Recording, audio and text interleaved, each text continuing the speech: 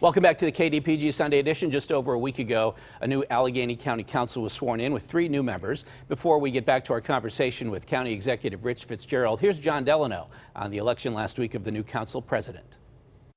Tired of being called an ineffectual rubber stamp of the county executive, 7 Democrats and 3 Republicans teamed up to elect a new county council president. Allegheny County is at a crossroads. The new president, Patrick Katina, a former Carnegie Borough Council president, promised cooperation but independence.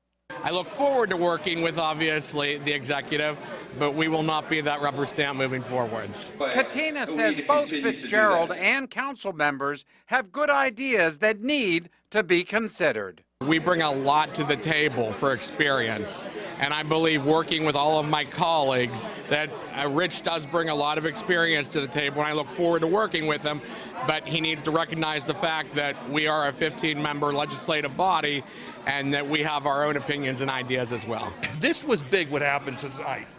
This is an open, transparent, new Allegheny County Council going into 2020. It took Republican votes to elect Katina, noted Republican Councilman Sam DeMarco, but the effort was led by newly sworn-in Democratic County Councilwoman Bethany Hallam. When I sat down tonight, I ripped up the rubber stamp and threw it away, so it's not here anymore.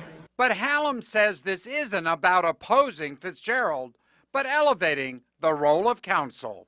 It's just about being separate and independent branches of government. That's what the county charter has designed these offices to be. That's what we are going to bring to life, so I'm excited for that. John Delano, KDKA News. And continuing our discussion with County Executive Rich Fitzgerald, you've been part of this county government since its inception. I still think of it as kind of an experiment going back to 2000. For 20 years now for that experiment. But, you know, we had the 3 commissioners forever, and then we decided, well, we had the home rule charter, let's have the executive and then this 15-member part-time council. How do you think it's worked out so far? I think it's worked very well, to be honest with you. I'm the 3rd county executive, but I also served 12 years on county council, and I agree with what was said. They've got a lot of good ideas, and these ideas need to be heard. And some of them I'll agree with, some of them I won't. They may agree with some of the things that I want to propose and disagree. But there are 15 members representing 13 districts across Allegheny County, from the city neighborhoods to suburban to Mon Valley. And I'm looking forward to it. I'm excited about the new members who are coming in and new ideas that can continue to move us forward. So when you were a member of council, you served along with Jim Roddy, who was the first executive. Who are Republican, and then under Dan Honorato. Correct. A fellow Democrat. All right, so under Roddy, did you feel like you had any power to push back, or did you feel like, oh, this county, the way this council's been created, we are essentially a rubber stamp? Sometimes we did, and you may remember those days. One of the biggest issues we dealt with in the early 2000s was property assessments. Sure. And Jim was for it, and some of us on council were against it. We were able to push back and not have it happen. Under Dan, I mean, we got accused. I got accused as the president of council during Dan's 8 years as also being a rubber stamp. But we did some independent things as well during that time. What often happens is whoever is the mayor, the governor, the county executive gets all the attention. So everything that happens, whether it's on development, public safety, the credit and blame kind of tends to go to the administration. And often the legislative branch, which is 15 members or 9 members or 200 members in Harrisburg, often feel, okay, we're not getting the attention. You're seeing this nationally play out with this war powers debate. Congress is asking, we're not a rubber stamp for the president deciding to go to war. These debates between the legislative body and the executive branch happen all the time at all levels of government, and I think it's healthy. But you have certain resources as the executive that these part-timers on council don't have. So when it comes to really researching an issue or coming up with an agenda, coming up with detailed plans and policies, it's much harder for a part-time person who may be working a full-time job elsewhere to really hold your feet to the fire. They just don't have the time or the resources, do they? Well, I can't disagree with that, because sometimes, yes, they're part-time, they have other careers and other lives, and might not have a time to research every single issue. But on issues that they have passion about. For example, last year I was supportive of a civilian review board. It didn't pass. Council pushed back and didn't pass it. So this new council may take that up again, and they may take a look at that. Other issues like conversion therapy, forced conversion therapy for folks is another issue that I was supportive of that didn't pass. So there have been a number of initiatives that I wanted to see move forward that did not. Why do you think now, though, that they're speaking out more? Bethany Hallam, and we just heard in that piece, the new council president, they're speaking out more. They're coming out saying, hey, we're not going to be a rubber stamp. Did they, is that reputation, or is that just you've got different people now who are just thinking differently and they're going to come at it differently? Well, sometimes new members come in with new ideas, and that can be healthy, So, they want to come in and talk about different things that they would like to accomplish, whether it's around economic development or public safety or whatever it might be. So these are things, again, we'll debate, and we've got to follow the charter. We've got to follow state law. A lot of times, and I was the same way when I came in 20 years ago, you want to make all these changes, and then you realize, oh, well, that's not our purview. That's state purview. That's county purview. I'll give a good example. I introduced something called the smoking ban about 15 years ago. You used to be able to smoke in restaurants in Allegheny County. We got it passed. It was a lot of fight. We got it passed. We got sued. Found out that the state had that authority, not Allegheny County, even though we have the health department. Ultimately, the state then passed it. But these are sometimes the issues that you think you can do that ultimately you can't. So it'll be an interesting time. I've heard you talk about your goals for your third term, one of which is equity in education. That's a huge, huge problem, and it can't just be solved at the county level. So what's your approach going to be? Well, first of all, I'd love to get a pre-K system in place. We've got 43 school districts in Allegheny County, some that are excellent. We know which ones they are. They're all funded by property tax. Some of them have the average sale price is $450,000 to fund their education system. At the other end of that scale is $10,000 to $15,000 homes that fund. We know that inequity can't continue to occur. People aren't being able to enjoy the great benefits and things that are happening in Allegheny County and in Pittsburgh, all the Google jobs, et cetera, that we have talked about. So we've got to get these skills to these young people to give those opportunities.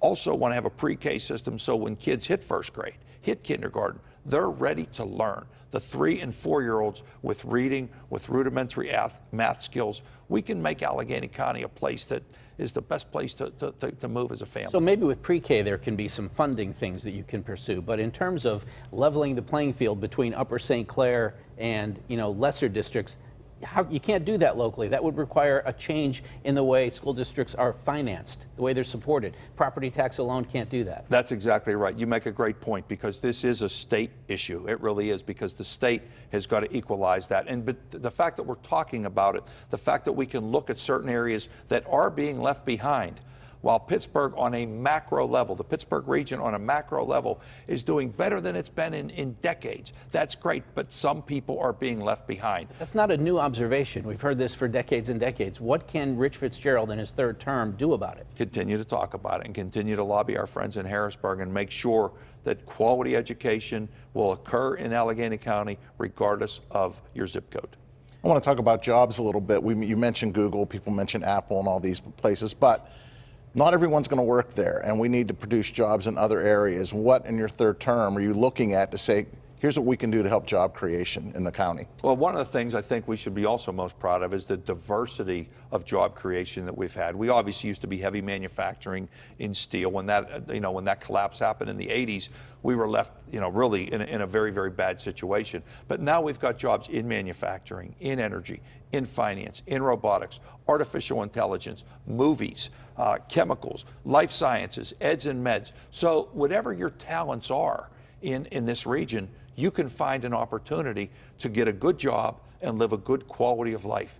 It's those skills, and then the second part is transportation. Getting people from where they live to where those jobs might be. Whether they're in Oakland or downtown or out in the airport corridor, we've got to get people to do that. So investing in skills and investing in transportation is one of the things I want to focus on during the next 4 years. If you were looking at Allegheny County and deciding how it should be run, you know a lot about government. Would you look at it and say, I would break this up into 130 separate municipalities? That would be the most efficient way to run things. What about as a third term, not a lame duck yet, but you will be, wouldn't that be something interesting to carry the flag for and say it's time to modernize and these township and borough boundaries that have been in place since the 1700s in some case, and the rationale for their existence doesn't make sense anymore. Do we need someone to carry that flag? Yes, and I have been doing that. As a matter of fact, it's something we're working on right now. The Institute of Politics, in fact, you talked about Jim Roddy and Dan Honorato. They co-chaired a committee in going to Harrisburg to talk about something called voluntary disincorporation.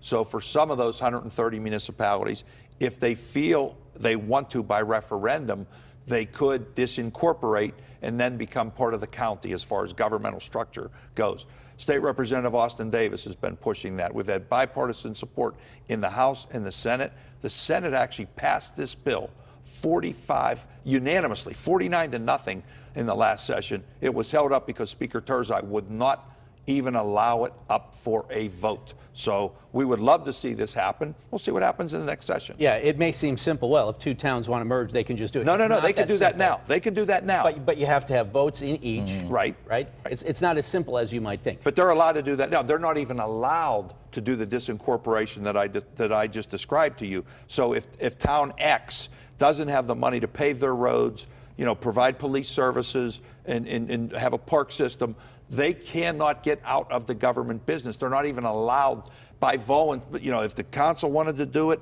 and if the people wanted to do it, they're not even allowed. All right. We need to let that bill pass. We'll talk more about that. Thank you for being our guest. We'll take a break, come back with a final thought in just a moment.